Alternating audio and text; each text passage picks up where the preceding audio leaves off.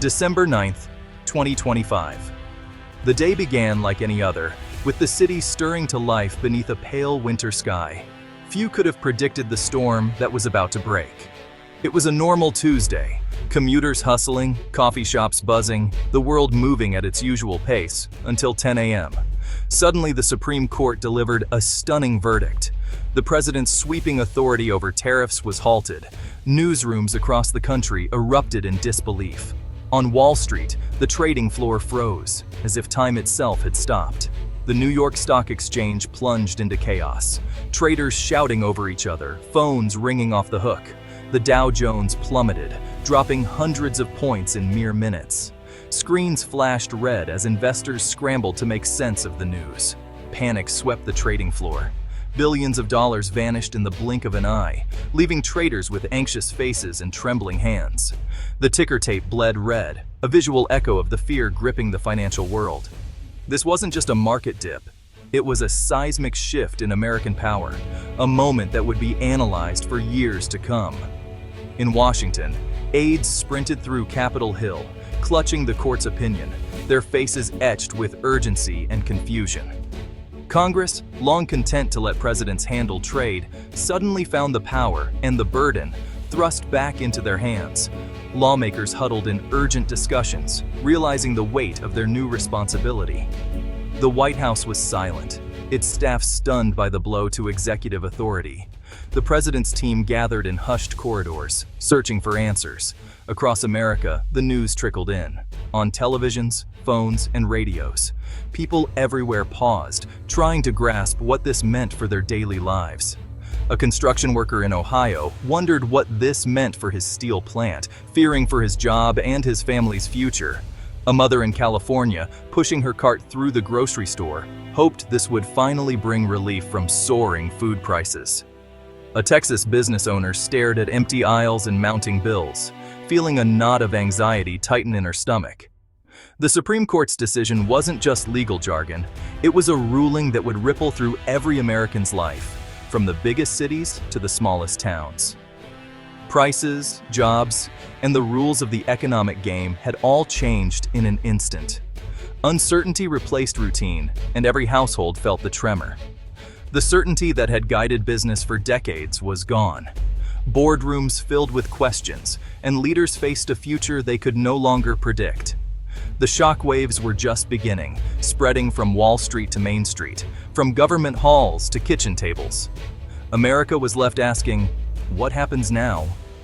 In the wake of this historic decision, the nation stood at a crossroads, its future uncertain, its people searching for answers. What did the Supreme Court decide?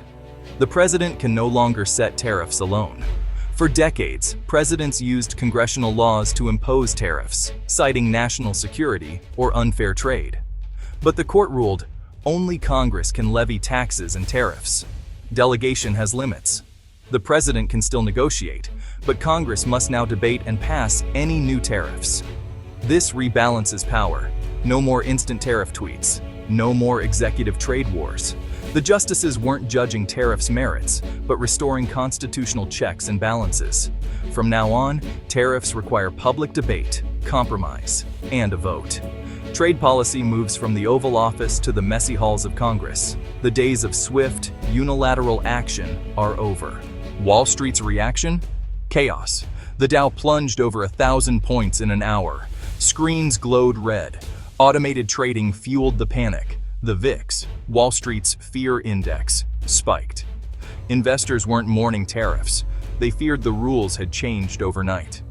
Corporations that built strategies around tariffs saw their plans upended. Would Congress keep tariffs? Scrap them? No one knew. Steel and aluminum stocks crashed. Retailers and importers saw brief surges, then fell with the market. The uncertainty was toxic. No one trusted what would come next. The market's message shifting power from a decisive president to a divided Congress meant instability. For Wall Street, unpredictability is the enemy. The old playbook was gone. Investors braced for a new era of economic whiplash. The only certainty was uncertainty. On Main Street, the news brought confusion. An uneasy mix of disbelief and curiosity swept through the town as headlines flashed across every screen. And hope. For some, it felt like a long-awaited turning point, a chance for things to finally get better. Most Americans barely thought about tariffs or how global trade policies shaped their daily lives. But suddenly, everyone wondered, will prices drop?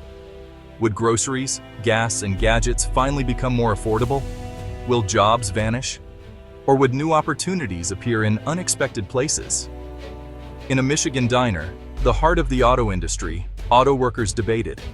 Would cheap imports threaten jobs? Or would American cars become more competitive on the world stage?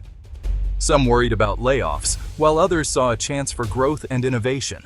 Consumers hoped for lower prices on groceries and gadgets, dreaming of stretching their paychecks a little further, but doubted companies would pass on the savings. Would big corporations really lower prices, or just pocket the difference?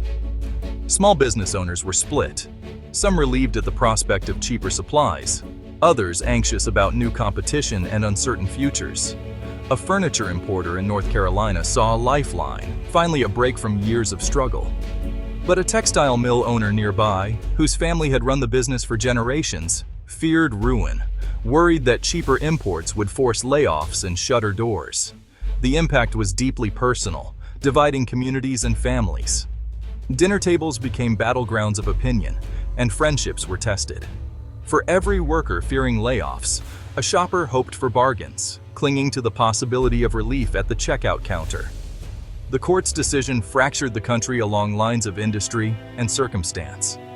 Where you worked, what you bought, and where you lived suddenly mattered more than ever. The only certainty, everyone's future felt suddenly up for grabs. The ground beneath their feet seemed to shift with every new headline. The question on every mind: what does this mean for me? For my family? For my job and my dreams? The answer was anything but clear, and the nation waited, anxious and hopeful, for what would come next. On Capitol Hill, Congress faced a responsibility it had long avoided. For years, lawmakers let presidents take the heat for trade decisions. Now, the buck stopped with them. The U.S. tariff system is a tangled web. What happens to existing tariffs? No one knew.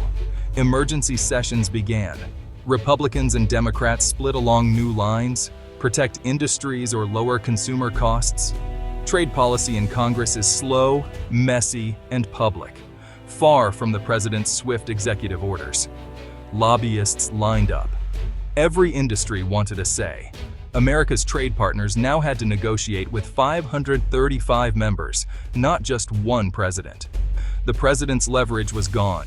Congress held the cards. The world watched, wondering if Congress could handle the world's most complex economy. Nowhere was the shock felt more than in America's factories. In a Pittsburgh steel mill, workers who'd thrived under tariffs now feared for their jobs. Tariffs had meant job security, new equipment, and hope. Now, uncertainty replaced pride. A supervisor tried to reassure his team, but no one knew what Congress would do. Workers in tire plants and furniture shops faced the same dread. For them, trade policy wasn't theory, it was a paycheck. The court's decision put them back in the crosshairs of global competition. The stability tariffs brought was gone. Winners became vulnerable overnight. As machines roared back to life, workers wondered, how long will my job last? The debate in Washington felt a world away. On the factory floor, the stakes were painfully real. That night, families across America asked, what does this mean for us? The uncertainty loomed large, casting a shadow over their evening meals. For some, hope. Maybe groceries and appliances would finally get cheaper. The prospect of saving a few dollars brought a glimmer of optimism amidst the uncertainty.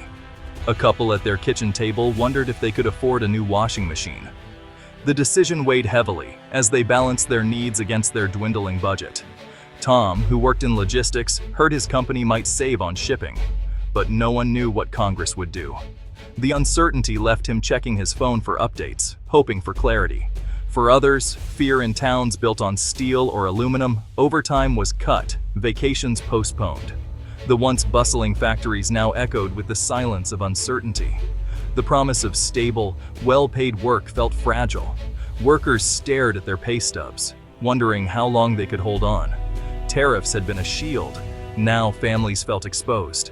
The safety net they relied on seemed to unravel, leaving them vulnerable. The benefits of lower prices were spread thin, but the pain of lost jobs was concentrated. Families huddled around tables, calculators in hand, trying to make ends meet.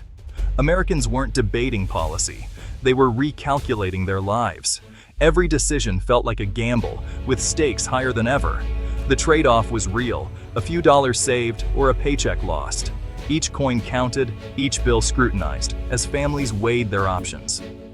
The Supreme Court's decision was personal, not abstract. It touched lives directly, altering the course of everyday existence. Every dinner table became a battleground of hope and worry. Conversations were filled with dreams of a better future and fears of what might come. The ruling brought risk and opportunity. The biggest risk: uncertainty. Businesses paused hiring and investment, waiting for Congress. Vulnerable industries, steel, aluminum, tires, feared a flood of cheap imports and layoffs. Communities built on factories faced real danger. But there was upside: tariffs or taxes, and removing them could mean lower prices for everyone. Importers and retailers could see profits rise, passing savings to consumers. Entrepreneurs might find it easier to start new businesses. Farmers could regain lost export markets. The economic playing field was reset. Old winners faced new threats, but nimble players saw fresh chances. The future belonged to those who could adapt. America stands at a crossroads. Congress must now craft a new trade policy, fast. The world and Wall Street are watching for signs of stability or more chaos. Will Congress act, or will gridlock deepen uncertainty? The fate of industries, jobs, and prices hangs in the balance. The real test: how will this shift play out in everyday lives? The Supreme Court moved the fight from the White House to Capitol Hill. The questions remain: protect jobs or lower prices? How to handle foreign competition? 535 lawmakers now hold the pen. The stakes are high, and the world is watching America write its next chapter.